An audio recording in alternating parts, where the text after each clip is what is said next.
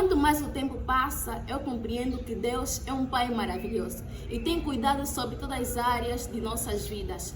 E uma das áreas da vida que eu quero partilhar com vocês hoje é a área sentimental.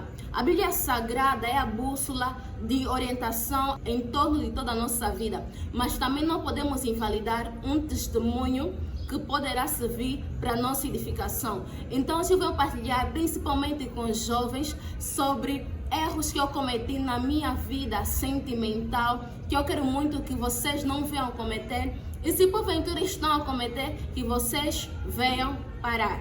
O livro base que eu trago para vocês encontra-se em Provérbios, no seu capítulo 4, versículo 23, diz assim: sobre tudo que se deve guardar, guarda o teu coração, porque dele procedem as saídas da vida. E também Jeremias, no seu capítulo 16, no seu versículo 9, enganoso é o coração mais do que todas as coisas e perverso, quem o conhecerá? O primeiro erro que eu cometi foi contar as minhas paixões somente na minha melhor amiga.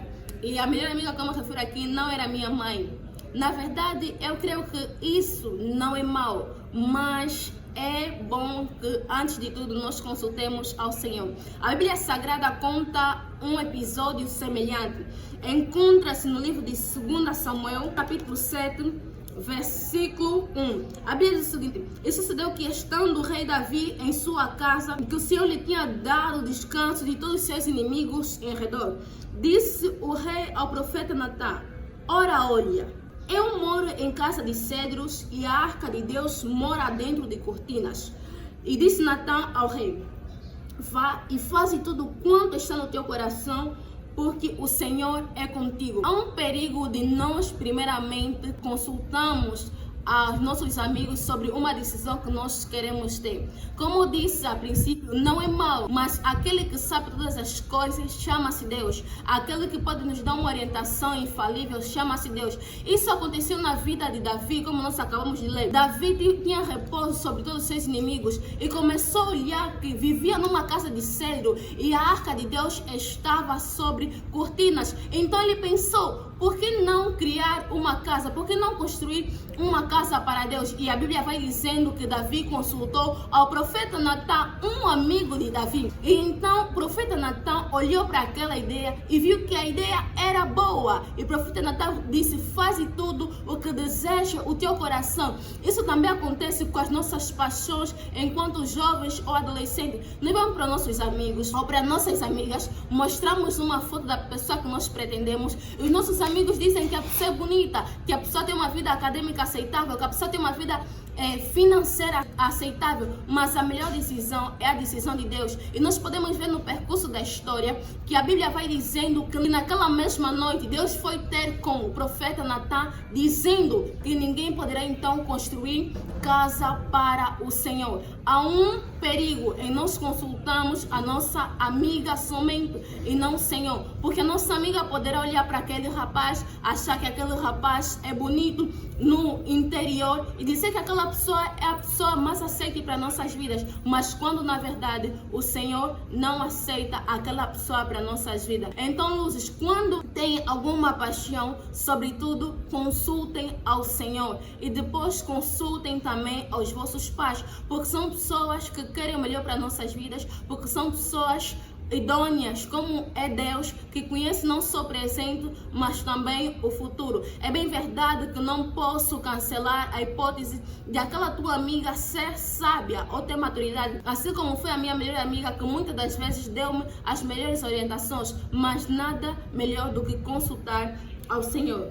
O segundo erro que eu cometi é aceitar qualquer coisa. Por que os jovens e os adolescentes chegam num momento da vida que aceitam se relacionar com qualquer pessoa? Por exemplo, para mim, aconteceu devido à carência afetiva. A partir de uma pesquisa que eu fiz, diz que todo ser humano tem uma carência afetiva, embora que alguns tenham uma carência maior, outra carência menor. E quando aquelas pessoas que têm uma carência afetiva excessiva, elas sentem medo da rejeição.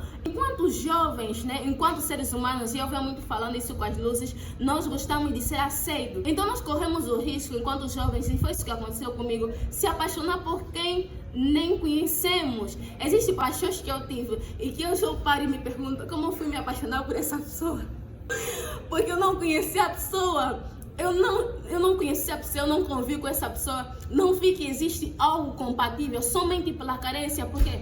Porque nós queremos alguém que se importa conosco, nós queremos alguém que nos abrace, nós queremos alguém que passeia conosco. Infelizmente não recebemos isso em casa e nós vemos como refúgio o namorado, nós vemos como refúgio a namorada. Mas luzes, por amor de Deus, quando tiverem a sentir carência, isso não é justificação, amém? Que nós possamos nos agarrar em Cristo Jesus, que Ele é a fonte do amor. Então esse é um dos erros que eu espero que as luzes não cometam, porque muitos se relacionam com pessoas que nem sequer conhecem, e por essas razões também que há muito índice de divórcio. A pessoa não conhece e só se relaciona porque aquela pessoa te aceita. Então tenham muito cuidado, porque a pessoa que hoje nós nos relacionamos com ela poderá definir muito aquilo que nós seremos futuramente. O terceiro erro que eu cometi foi orar depois de se apaixonar. Eu penso que enquanto cristãos muitos cometem esse erro. Nós esperamos se apaixonar pela pessoa e depois ir a Deus perguntar. Nós esperamos se apaixonar pela pessoa e depois ir a Deus perguntar se é mesmo a vontade de Deus. Sério isso? Isso não é sério. E eu rio porque eu cometi muito esse erro. Você já está se envolvendo muito com a pessoa. Você já está gostando da pessoa. Você já chega ao ponto de se chamar amor. E depois é que vem perguntar para Deus qual é a sua vontade. Não era melhor consultar a Deus antes de se apaixonar? No capítulo 42 do versículo 2 do livro de Jeremias diz o seguinte: e disseram a Jeremias o profeta: cai agora a nossa súplica diante de ti, rogue por nós ao Senhor teu Deus por todo este rosto, porque de muitos restam uns poucos, como veem os teus olhos, para que o Senhor teu Deus nos ensine o caminho por onde havemos de andar e aquilo que havemos de fazer. Versículo 6: seja ela boa ou seja má a voz do Senhor nosso Deus, a quem te enviamos, obedeceremos, para que nos suceda bem, obedecendo a voz do Senhor nosso Deus. Isso que acontece, nós estamos já apaixonados e vamos diante de Deus perguntar qual é a sua vontade, mas na maioria das vezes isso acaba por dar errado. Pelo menos para mim deu errado.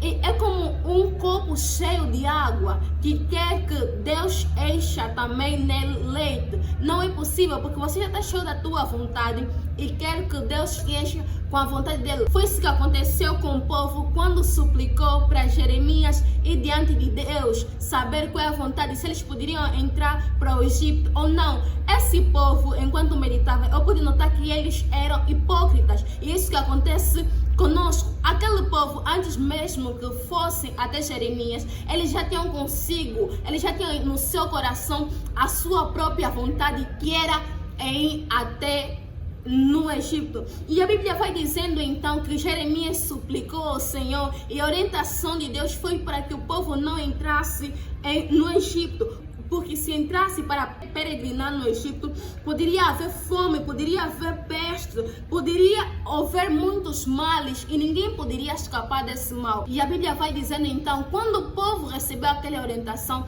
o povo disse que aquilo não procedia de Deus. Isso que acontece conosco, nós nos apaixonamos tanto por aquele irmão ou por aquela irmã, depois queremos consultar ao Senhor e quando é para Deus nos dar a orientação dele, é bem provável que nós paremos e digamos: não, isso não é orientação de Deus, isso não procede de Deus, isso procede do inimigo. Por quê? Porque nós já gostamos do irmão, porque nós já estamos a se envolver com essa pessoa, porque nós não queremos ouvir a vontade de Deus. Quando nós nos apaixonamos e depois oramos, isso prova que não estamos interessados em saber a vontade de Deus, porque se nós estivéssemos interessados em saber qual é a vontade de Deus, nós guardaríamos primeiramente o nosso coração e depois oraríamos e depois então veríamos se vamos nos envolver com essa pessoa ou não. E outro erro que muitos jovens acabam por cometer é: olha, eu estou apaixonada por ti, Randy Luiz também está apaixonado por mim. Vamos orar para ver o que Deus diz. Isso também dá errado, porque você já alimenta esse sentimento.